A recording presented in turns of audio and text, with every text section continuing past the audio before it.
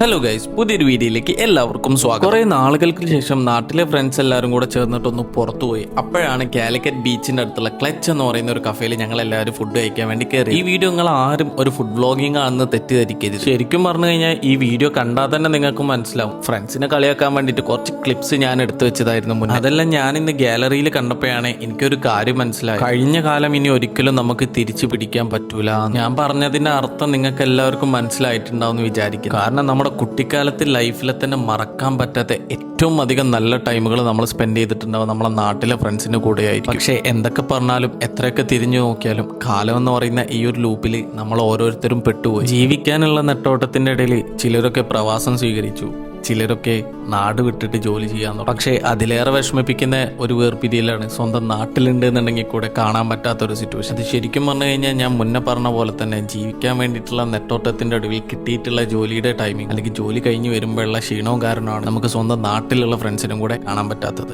എത്രയൊക്കെ പറഞ്ഞാലും എത്ര പ്രശ്നങ്ങൾ നമ്മുടെ ഉള്ളിൽ ഉണ്ടായി കഴിഞ്ഞാലും അല്ലെങ്കിൽ നമ്മുടെ ലൈഫിൽ വേറെ കുറെ ഫ്രണ്ട്സ് വന്നു കഴിഞ്ഞാലും നാട്ടിലെ ഗ്യാങ് അല്ലെങ്കിൽ നാട്ടിലെ ഫ്രണ്ട്സ് എന്ന് പറയുന്നതിന് നമ്മുടെ ജീവിതത്തിലാണെന്നുണ്ടെങ്കിലും നമ്മുടെ മനസ്സിലാണെന്നുണ്ടെങ്കിലും വേറെ തന്നെ ഒരു സ്ഥാനമാണ് അല്ലെ. എത്രയൊക്കെ പ്രശ്നങ്ങൾ ഞങ്ങളുടെ ഇടയിൽ ഉണ്ടായിട്ടുണ്ടെങ്കിലും എത്രയൊക്കെ പുതിയ ഫ്രണ്ട്സിന്റെ ലൈഫിൽ വന്നിട്ടുണ്ടെങ്കിലും എന്റെ നാട്ടിലെ ഫ്രണ്ട്സ് എനിക്കെന്നും സ്പെഷ്യലാണ്.